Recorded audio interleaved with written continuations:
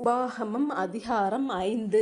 மோசே இஸ்ரவேலர் எல்லாரையும் அழைப்பித்து அவர்களை நோக்கி, இஸ்ரவேலரே, நான் இன்று உங்கள் காதுகள் கேட்கச் சொல்லும் கட்டளைகளையும் நியாயங்களையும் கேளுங்கள்.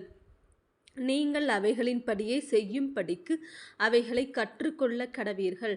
நம்முடைய தேவனாகிய கர்த்தர் ஓரேபிலே நம்மோடே உடன்படிக்கை பண்ணினார். அந்த உடன்படிக்கையை கர்த்தர் நம்முடைய பிதாக்களுடன் பண்ணாமல் இந்நாளிலே இங்கே உயிரோடிருக்கிற நம்மெல்லாரோடும் பண்ணினார். கர்த்தர் மலையிலே அக்கினியின் நடுவிலிருந்து முகமுகமாய் உங்களோடே பேசினார். கர்த்தருடைய வார்த்தையை உங்களுக்கு அறிவிக்கும்படி அக்காலத்திலே நான் கர்த்தருக்கும் உங்களுக்கும் நடுவாக நின்றேன். நீங்கள் அக்கினிக்கு பயந்து மலையில் ஏறாமல் இருந்தீர்கள். அப்பொழுது அவர் சொன்னது என்னவென்றால், உன்னை அடிமைத்தன வீடாகிய எகிப்து தேசத்திலிருந்து புறப்பட பண்ணின உன் தேவனாகிய கர்த்தர் நானே. என்னையன்றி உனக்கு வேறே தேவர்கள் உண்டாயிருக்க வேண்டாம். மேலே வானத்திலும் கீழே பூமியிலும் பூமியின் கீழ் தண்ணீரிலும் உண்டாயிருக்கிறவைகளுக்கு ஒப்பான ஒரு சுரூபத்தையாகிலும் யாதொரு விக்கிரகத்தையாகிலும் நீ உனக்கு உண்டாக்க வேண்டாம். நீ அவைகளை நமஸ்கரிக்கவும் சேவிக்கவும் வேண்டாம். உன் தேவனாகிய கர்த்தராயிருக்கிற நான் எரிச்சலுள்ள தேவனாயிருந்து என்னை பகைக்கிறவர்களை குறித்து பிதாக்களுடைய அக்கிரமத்தை பிள்ளைகளிடத்தில் 3ஆம் 4ஆம் தலைமுறை மட்டும் விசாரிக்கிறவராயிருக்கிறேன். என்னிடத்தில் அன்பு கூர்ந்து என் கற்பனைகளை கைக்கொள்ளுகிறவர்களுக்கோ 1000 தலைமுறை மட்டும் இரக்கஞ்செய்கிறவராயிருக்கிறேன். உன் தேவனாகிய கர்த்தருடைய நாமத்தை வீணிலே வழங்காதிருப்பாயாக. கர்த்தர் தம்முடைய நாமத்தை வீணிலே வழங்குகிறவனை தண்டியாமல் விடார். உன் தேவனாகிய கர்த்தர் உனக்கு கட்டளையிட்டபடியே ஓய்வு நாளை பரிசுத்தமாய் ஆசரிப்பாயாக. 6 நாளும் நீ வேலை செய்து உன் கிரியைகளை எல்லாம் நடப்பிப்பாயாக. 7ஆம் நாளோ உன் தேவனாகிய கர்த்தருடைய ஓய்வு நாள். அதிலே நீயானாலும் உன் குமாரனானாலும் உன் குமாரத்தியானாலும் உன் வேலைக்காரனானாலும் உன் வேலைக்காரியானாலும் உன் எருதானாலும் உன் கழுதையானாலும் உனக்கு இருக்கிற மற்றெந்த மிருக ஜீவனானாலும் உன் வாசல்களில் இருக்கிற அந்நியனானாலும் யாதொரு வேலையும் செய்ய வேண்டாம். நீ இளைப்பாறுவது போல உன் வேலைக்காரனும் உன் வேலைக்காரியும் இளைப்பாற வேண்டும். நீ எகிப்து தேசத்தில் அடிமையாயிருந்தாய் என்றும் உன் தேவனாகிய கர்த்தர் உன்னை அவ்விடத்திலிருந்து வல்லமையுள்ள கரத்தினாலும் ஓங்கிய புயத்தினாலும் புறப்பட பண்ணினார் என்றும் நினைப்பாயாக. ஆகையால் ஓய்வு நாளை ஆசரிக்க உன் தேவனாகிய கர்த்தர் உனக்கு கட்டளையிட்டார். உன் தேவனாகிய கர்த்தர் உனக்கு கொடுக்கிற தேசத்திலே உன் நாட்கள் நீடித்திருப்பதற்கும் நீ நன்றாயிருப்பதற்கும் உன் தேவனாகிய கர்த்தர் உனக்கு கட்டளையிட்டபடியே உன் தகப்பனையும் உன் தாயையும் கனம் பண்ணுவாயாக. கொலை செய்யாதிருப்பாயாக. விபச்சாரம் செய்யாதிருப்பாயாக. களவு செய்யாதிருப்பாயாக. பிறனுக்கு விரோதமாக பொய் சாட்சி சொல்லாதிருப்பாயாக.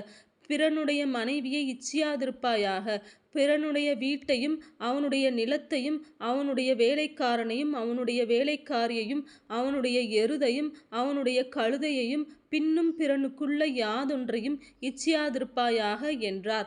இந்த வார்த்தைகளை கர்த்தர் மலையிலே அக்கினியிலும் மேகத்திலும் காரிருளிலும் இருந்து உங்கள் சபையார் எல்லாரோடும் மகா சத்தத்துடனே சொன்னார்.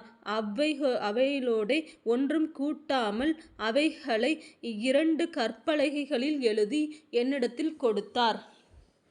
மலை அக்கினியாய் எரிகையில் இருளின் நடுவிலிருந்து உண்டான சத்தத்தை நீங்கள் கேட்டபோது கோத்திர தலைவரும் மூப்பருமாகிய நீங்கள் எல்லாரும் என்னிடத்தில் வந்து, இதோ நம்முடைய தேவனாகிய கர்த்தர் நமக்கு தம்முடைய மகிமையையும் தம்முடைய மகத்துவத்தையும் காண்பித்தார். அக்கினியின் நடுவிலிருந்து உண்டான அவருடைய சத்தத்தையும் கேட்டோம். தேவன் மனுஷனோடே பேசியும் அவன் உயிரோடு இருக்கிறதை இந்நாளிலே கண்டோம். இப்பொழுது நாங்கள் சாவானேன்? இந்த பெரிய அக்கினி எங்களை பட்சிக்குமே. நாங்கள் இன்னும் நம்முடைய தேவனாகிய கர்த்தரின் சத்தத்தை கேட்போமாகில் சாவோம்.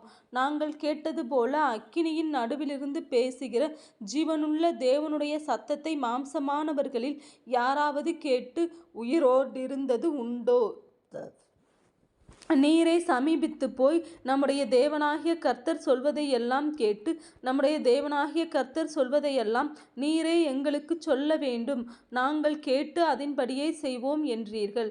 நீங்கள் என்னோடே பேசுகையில் கர்த்தர் உங்கள் வார்த்தைகளை கேட்டு கர்த்தர் என்னை நோக்கி, இந்த ஜனங்கள் உன்னோடே சொன்ன வார்த்தைகளை கேட்டேன், அவர்கள் சொன்னது எல்லாம் நன்றாக சொன்னார்கள், அவர்களும் அவர்கள் பிள்ளைகளும் என்றென்றைக்கும் நன்றாயிருக்கும்படி அவர்கள் எந்நாளும் எனக்கு பயந்து என் கற்பனைகளை எல்லாம் கைக்கொள்வதற்கேற்ற இருதயம் அவர்களுக்கு இருந்தால் நலமாயிருக்கும். நீ போய் உங்கள் கூடாரங்களுக்கு திரும்பிப் போங்கள் என்று அவர்களுக்குச் சொல். நீயோ இங்கே என்னிடத்தில் நில். நான் அவர்களுக்கு சுதந்திரமாக கொடுக்கும் தேசத்தில் அவர்கள் செய்யும்படி நீ அவர்களுக்கு போதிக்க வேண்டிய சகல கற்பனைகளையும் கட்டளைகளையும் நியாயங்களையும் உனக்கு சொல்லுவேன் என்றார். உங்கள் தேவனாகிய கர்த்தர் உங்களுக்கு கற்பித்தபடியே செய்ய சாவதானமாயிருங்கள். வலதுபுறம் இடதுபுறம் சாயாதிருப்பீர்களாக. நீங்கள் சுதந்திரிக்கும் தேசத்திலே பிழைத்து சுகித்து நீடித்திருக்கும்படி உங்கள் தேவனாகிய கர்த்தர் உங்களுக்கு விதித்த வழிகள் எல்லாவற்றிலும் நடக்கக் கடவீர்கள்.